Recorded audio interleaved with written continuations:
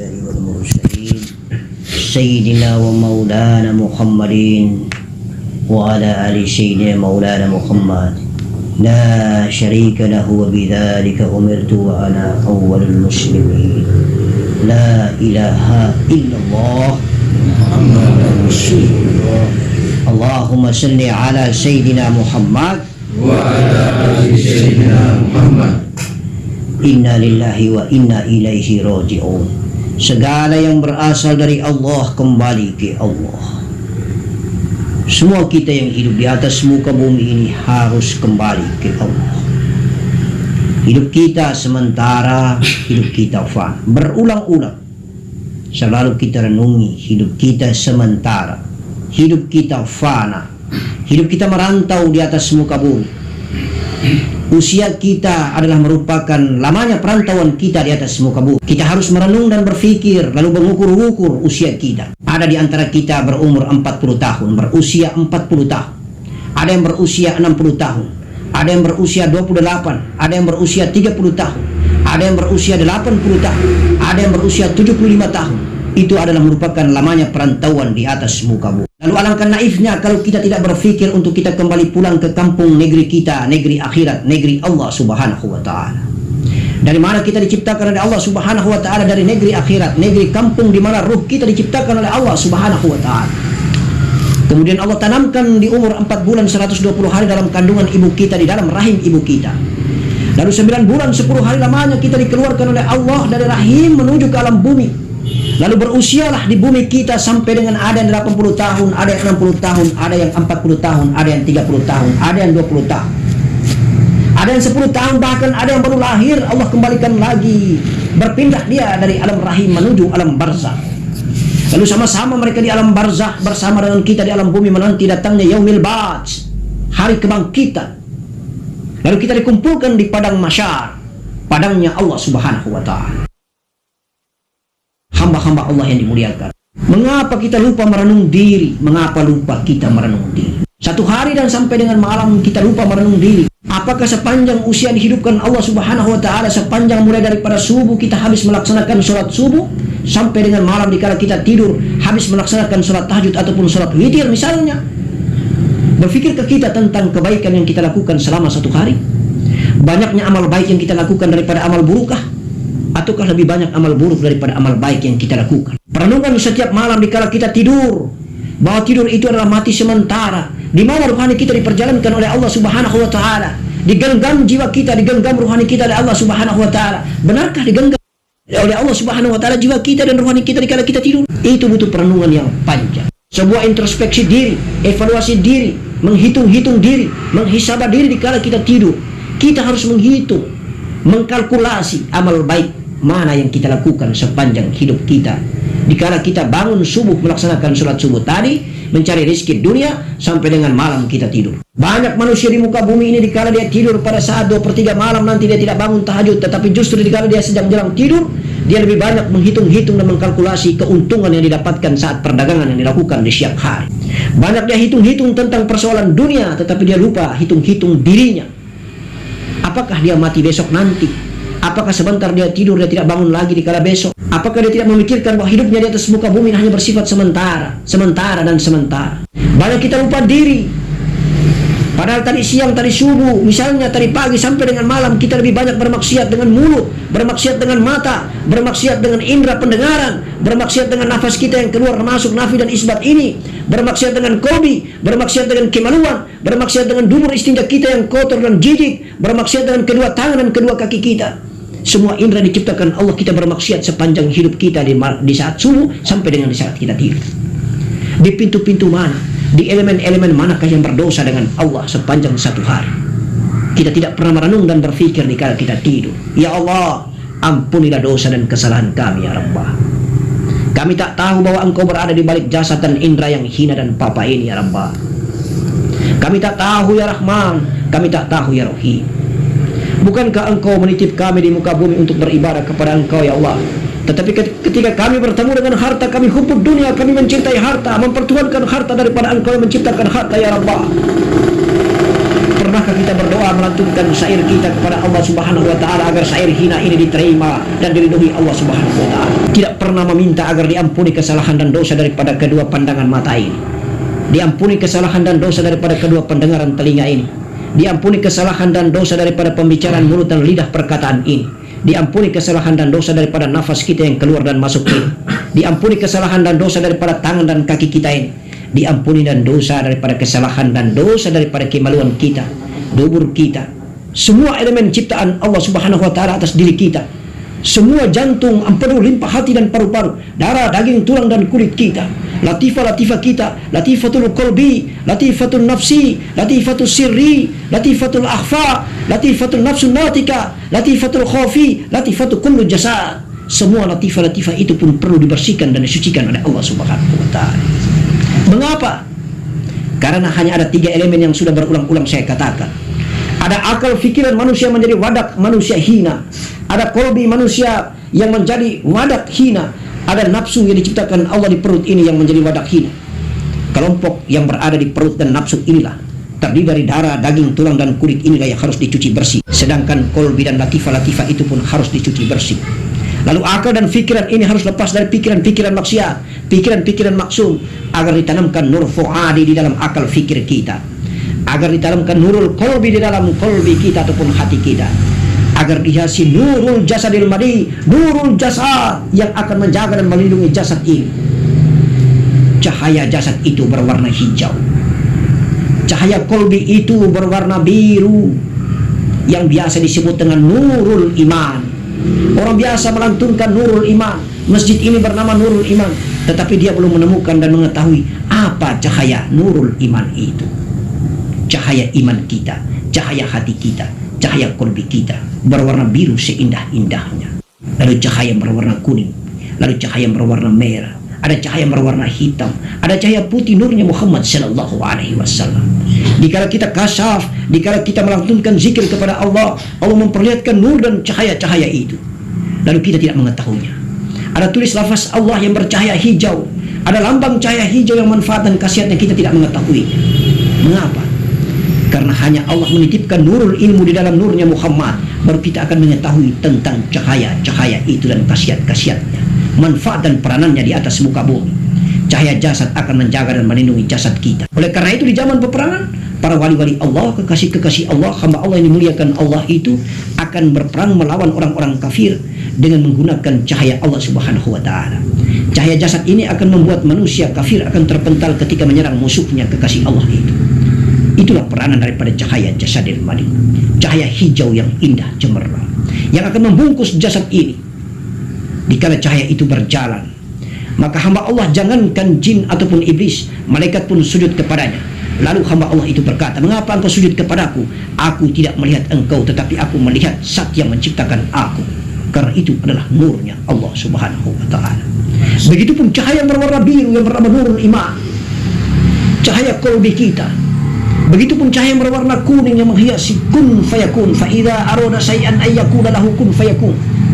Barang siapa, kata Allah, aku ciptakan di muka bumi ini dengan menyebut fa idza arada syai'an ayyakuna lahu kun fayakun, jadi maka jadilah.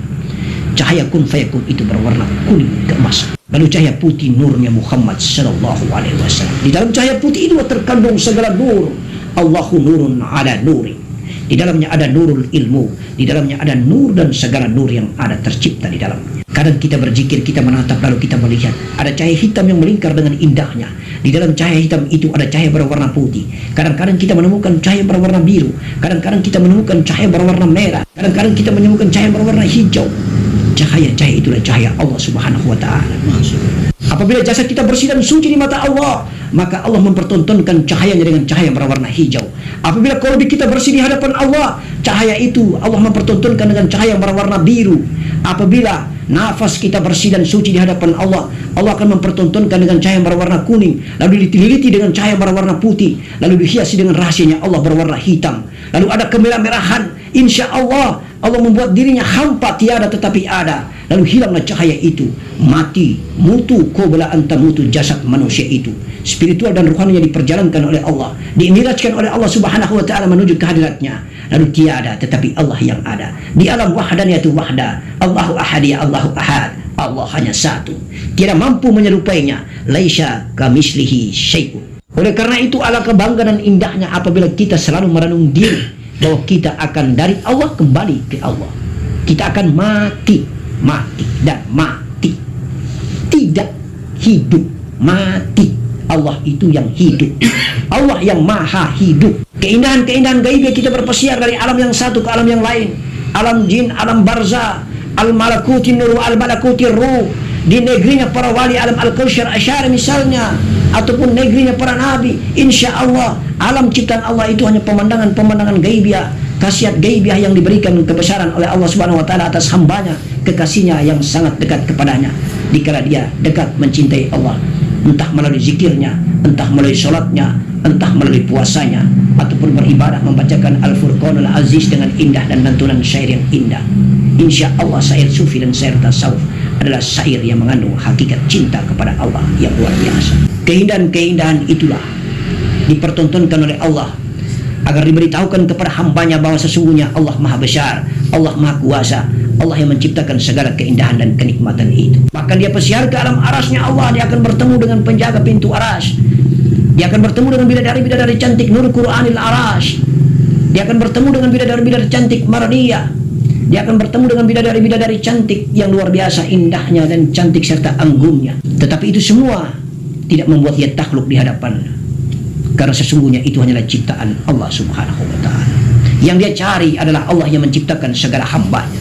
Kita tidak pernah menyadari kalau kekuasaan dan kebesaran Allah yang membuat langit ini tidak akan runtuh sepanjang hayat. Nur apakah yang menopang langit yang begitu indah ini? Secara nalar dan rasionalisasi tidak akan mungkin kita mengkaji, menganalisa bahwa sesungguhnya ada yang menopangnya, karena kita tidak melihat dengan mata basyariah kita. Tetapi Allah mempertontonkan kebesarannya bagi hamba Allah yang kasyaf mukasyafa. Dia akan melihat ada nur alif yang tegak yang menopang sepanjang hidup dan hayat yang dikandung badan kita menontonnya. Nur alif Allah, nur alif Ahmad, nur alif Adam. Ada 3 cahaya itulah yang menopang hingga datangnya kiamat, trompet sangkakala dari malaikat Israfil alaihissalam. Allah mengembalikan nur itu, lalu langit ini runtuh entah berantakan kemana-mana. Hancur leburlah bumi ciptaan Allah ini, hancur leburlah langit ciptaan Allah. Semua hamba Allah ini diciptakan lalu dimatikan dalam keadaan kiamat. Semua ungkapan-ungkapan, perkataan-perkataan dari para ulama, nasihat-nasihat baik dari ulama, nasihat-nasihat baik dari ustazah wa ustazana, muballigh wa muballighah, insya Allah semata-mata untuk membuat kita menjadi mengingat-ingat, merenung-renung diri bahwa agama adalah merupakan media yang sangat penting untuk kita emban. Akidah di dalam agama itu kita pegang baik-baik agar kita amalkan segala perintah Allah dan menjauhi segala larangannya dalam keadaan rukun Islam, mengamalkan syariat Nabi, sunnah dan kebiasaan Nabi, agar kita bermakrifat kepada Allah dalam mengendarai kolbi kita, dalam mengendarai nafas kita. Hanya 2 elemen jasad yang bernama nafsu dan elemen kepala yang bernama akal dan pikiran ini yang harus kita jaga, kita rawat, kita awet dia baik-baik.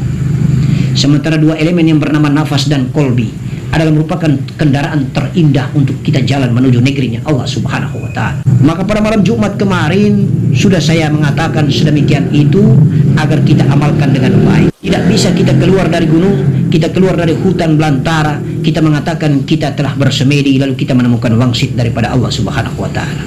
Kita punya agama, tuntunan kita adalah Robita Mursyid, Nabi kita baginda Rasulullah sallallahu alaihi wasallam wa ali. Ajaran dialah yang kita ikuti. Oleh karena itu pada saat beliau meninggalkan dunia, beliau hanya berpesan, aku tinggalkan 2 warisanku. Apa warisan Nabi? Itulah kitabillah, Al-Quranul Karim dan sunnah Nabi, kebiasaan-kebiasaan Nabi baginda Rasulullah sallallahu alaihi wasallam. Allahumma salli ala Sayyidina Muhammad wa ala ali Sayyidina Muhammad. Allah saja perintahkan kepada kita untuk bersalawat atasnya karena Allah dan para malaikat bersalawat atasnya. Inna Allaha wa malaikatahu yusalluna 'alan nabi ya ayyuhalladzina amanu sallu alaihi wasallimu taslima. Aku dan para malaikat mengaturkan salawat atasnya, wahai orang-orang beriman, salawatlah kalian atas Nabi. Maka itu perintah Allah melalui firman-Nya. Barang siapa ketika mendengar nama Nabi diucap kemudian tidak mengaturkan salawat, maka dia sesungguhnya termasuk umat Nabi yang paling kikir, kata Rasulullah SAW. Allahu Akbar, la ilaha illallah, wa la hawla wa la quwata illa billahil aliyil azim. Ketika 2/3 malam kita bangun melaksanakan sholat tahajud, titisan air mata tidak pernah lepas karena cinta kepada Allah Subhanahu wa Ta'ala. Di saat sunyi dan senyap itulah kita dekat dan Allah lebih dekat lagi. Lalu kita akan jauh, tidak berjarak tetapi dekat menjadi tiada. Hanya Allah yang ada. 2/3 malam, dalam keadaan semua makhluk ciptaan Allah pun sujud kepada Allah, maka kita datang, ungkapkanlah segala isi hati. Allah akan lebih dekat mendatangi kita, ungkapkanlah. Itulah muraqabah, itulah pendekatan yang sejati. Itulah keindahan agama Islam yang mengajarkan bagaimana caranya kita bertemu Allah, bagaimana caranya kita bercakap-cakap dengan Allah, bagaimana caranya kita berbincang dan mencintai Allah, mengasihi Allah dan menyayangi Allah. Di 2/3 malam banyak hamba Allah yang melaksanakan merajalela dengan kemaksiatannya, tetapi kita kembali mengingat bahwa sesungguhnya Allah menciptakan kita untuk kita beribadah kepadanya. Di 2/3 malam itulah kita mendapatkan segala khasanah rahasia Allah Subhanahu wa Ta'ala. Allahu Akbar, Allahu Akbar, Allahu Akbar, la ilaha illallah, wallahu akbar, walillahil hamd. Kita harus banyak berterima kasih dengan Allah karena kita sudah diberi nikmat nafas. Maka kita, kalaupun ada sedikit saja ganjalan nafas di dalam diri kita, kita memiliki penyakit medis, lalu kita akan mati. Kita harus merasa mensyukuri kepada Allah Subhanahu wa Ta'ala yang telah banyak memberikan kenikmatan kepada kita. Darah kita normal, jantung kita normal, empedu kita normal, limpah kita normal, hati kita normal. Banyak hamba Allah yang memiliki penyakit-penyakit medis yang tidak pernah menyadari dirinya kalau dia ditegur oleh Allah. Itu semua adalah pembersihan dan pencucian. Kotoran-kotoran yang ada pada dirinya itulah dibersihkan dan disucikan Allah sebenarnya.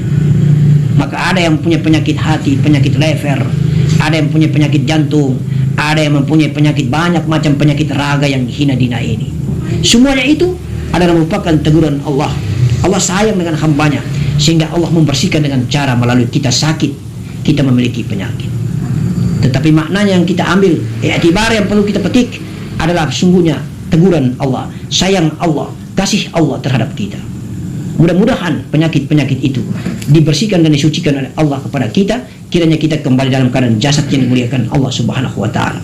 Ruhani dan jiwa kita pun mulia, jasad kita pun mulia, agar kita mati tidak dimakan tanah, utuh, sempurna. Dia akan kecil dan kecil kembali menjadi setetes mani spermatozoid asal ciptaan kita. Pelajaran-pelajaran yang sangat rahasia ini adalah merupakan konsumsi ilmu tasawuf. Tidak bisa kita publikasikan ke umum, karena sesungguhnya yang umum itu ada pelajarannya, ada ilmunya. Dasar yang harus kita pelajari adalah ilmu fikih. Bagaimana tata cara kita berjalan dan berakhlak di atas muka bumi, dan bagaimana tata cara dan kita berakhlak dengan Allah Subhanahu wa Ta'ala. Setelah dasar itu kita lalui, maka mari kita mengkaji lebih dalam. Oleh karena itu pengajian kita ini termasuk pengajian tasawuf, pengajian yang mengkaji diri tentang asal-muasal diri kita dan bagaimana caranya kita bertemu Allah Subhanahu wa Ta'ala. Kalau kita mulai titik kesadaran seperti itu, maka insya Allah mudah-mudahan kita termasuk hamba Allah yang bahagia dan menikmatinya. Karena bagaimanapun banyaknya harta, kita tidak merasakan harta itu. Bagaimana banyaknya dapat tingginya pangkat dan jabatan, kita tidak merasakan tinggi dan pangkatnya jabatan itu. Karena Allah Al-Malikul Haqqul Mubin, Allah Maharaja, Allah yang punya harta, Allah yang punya segalanya. Semuanya hamba ciptaan yang tidak kekal dan abadi di atas muka bumi akan kita tinggalkan di muka bumi. Yang kita bawa adalah diri kita dan amal perbuatan jasad kita. Tugas kita di muka bumi adalah bertemu dengan Allah dalam keadaan kita awali dengan membersihkan diri, membersihkan nafsu di perut kita, membersihkan kolbi dan hati kita, membersihkan nafas agar nyawa kita melepas pergikan ragah ini dalam keadaan mulia di mata Allah Subhanahu wa Ta'ala. Allahu nurun ala nurin. Allah itu cahaya di atas cahaya. Tetapi Allah bukan cahaya, karena Allah berada di balik cahaya.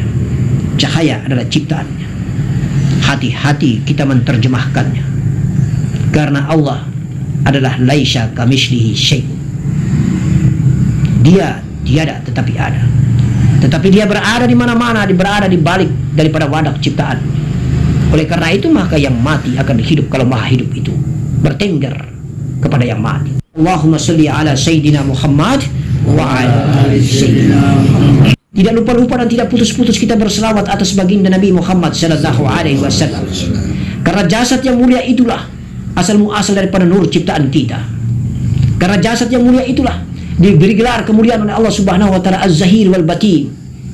Dia adalah awal dari dalam bentuk nur, dan dia batin akhir dalam bentuk jasad terciptanya sebagai seorang nabi. Maka kalau ada orang bersemedi dan bermeditasi tidak bertengger dan berpondasi kepada ajaran jasadnya baginda Nabi Muhammad SAW yang bernama agama Islam, kitab sucinya bernama Al-Quran, maka bagaimana tingginya dia bermeditasi ataupun bersemedi, dia tidak akan ketemu bernama nurnya Muhammad, dia tidak akan Islam, jiwanya tidak pernah beragama Islam.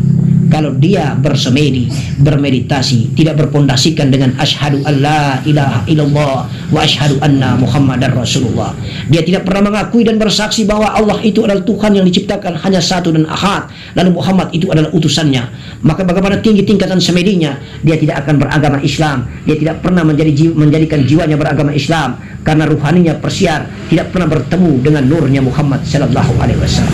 Mengapa? Karena nur yang dia ketemu, syaratnya dia harus menjalankan syariat jasad daripada nur itu sendiri. Siapa jasad daripada nur itu?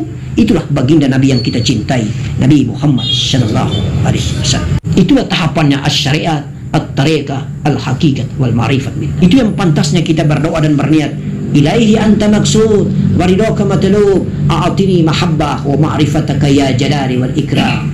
Kepada engkau ya Allah aku maksud, ridhomu aku cari ya Rabbah, di bawah payung cintamu aku mendapatkan ma'rifat. Ridho, kehendak, izin Allah. Kita mencari ridhonya, kita mencari kehendaknya, kita mencari izinnya, kita mencari restunya. Kalau kita sudah mendapatkan restunya, berarti kita bernaung di bawah payung cintanya. Kalau kita sudah bernaung di bawah payung cintanya, maka kita seperti dipeluk oleh Allah Subhanahu wa taala dalam naungan cintanya. Ma'rifatlah kita. Itulah intinya kita mendapatkan ba sin mim Allah Ar-Rahman Ar-Rahim. Bismillahirrahmanirrahim. Barang siapa yang ingin mencari tahu tentang 6.666 ayat 30 juz Al-Quran, maka dia akan bertemu dengan rahasianya Al-Fatihah, 7 ayat Al-Fatihah. Al-Fatihah itu umul kitab. Barang siapa yang telah bertemu dengan rahasia 7 ayat Al-Fatihah, Al-Fatihah itu umul kitab, dia akan bertemu dengan rahasianya Bismillahirrahmanirrahim. Ba sin mim Allah Rahmanur Rahim. Seperti kita mentauhidkan Allah, la ilaha illa Allah, mana yang harus dinafikan, mana yang harus diisbatkan, mana yang lepas keluar, mana yang harus lepas ke dalam. Numpuk banyak amalan kita di muka bumi secara syariat dan jasad ini. Tetapi ingat, pada saat kita mati dan melepaskan sakaratul maut, itu memiliki ilmu yang khusus, karena tanda-tanda kematian itu akan diberitakan oleh Allah Subhanahu wa taala melalui hambanya yang sangat dekat dengan Allah Subhanahu wa taala, dan itu memiliki ilmu sendiri. Tidak bisa kita abaikan bagaimana kita harus mati.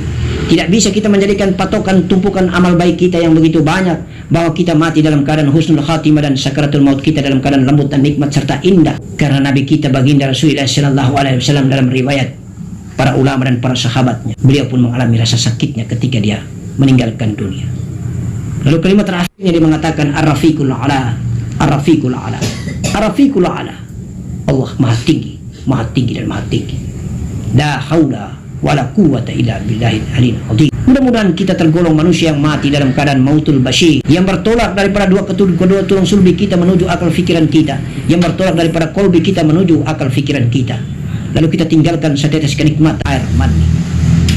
Karena kita diciptakan oleh kedua orang tua kita, oleh Allah Subhanahu wa taala melalui kedua orang tua kita dari setetes mani, maka kita kembali pun dalam keadaan air ataupun telaga rahmat, nikmat mani. La ilaha illallah Muhammadur Rasulullah. Amalia ilmu tasawuf inilah yang harus kita cari, yang harus kita amalkan. Ini semata-mata dalam keadaan kita cinta kepada Allah Subhanahu wa taala. Karena sudah lama ruhani kita bertengger di dalam jasad yang hina ini. Sudah berapa banyak jasad hina ini melakukan perbuatan dosa dan kekeliruan, hanya mempertuhankan nafsunya daripada Allah Subhanahu wa taala yang menciptakan nafsu. Oleh karena itu, marilah kita membersihkan jasad kita sebersih-bersihnya dan sesuci-sucinya oleh Allah Subhanahu wa taala melalui zikrullah. Yang kedua, setelah kita bersihkan jasad kita, maka kita bersihkan lagi kolbi kita, lalu kita bersihkan lagi nafas kita. Tahapan-tahapan itu mari kita lalui. Kunci yang berada di jasad ini adalah hanya daripada dubur dan istinja kita, lalu kemaluan kita. Kunci daripada jasad ini yang membuat nafsu adalah darah, daging, tulang, dan kulit kita yang harus kita bersihkan dan sucikan. Kalau dua kelompok komunitas ini kita bersihkan dan sucikan dengan baik, maka mudah-mudahan kita mendapatkan cahaya jasad itu. Lalu kita naikkan lagi makom kita untuk membersihkan kolbi kita. Jagalah sahwa sangka, jagalah ujub dan sombong takabur kita. Matikanlah semua rasa-rasa penyakit hati yang ada di dalam diri ini dengan zikrullah, ala bizikrillah tatma'innul qulub. Lalu kita bersihkan gaibnya kolbi ini dengan latifah-latifah kita.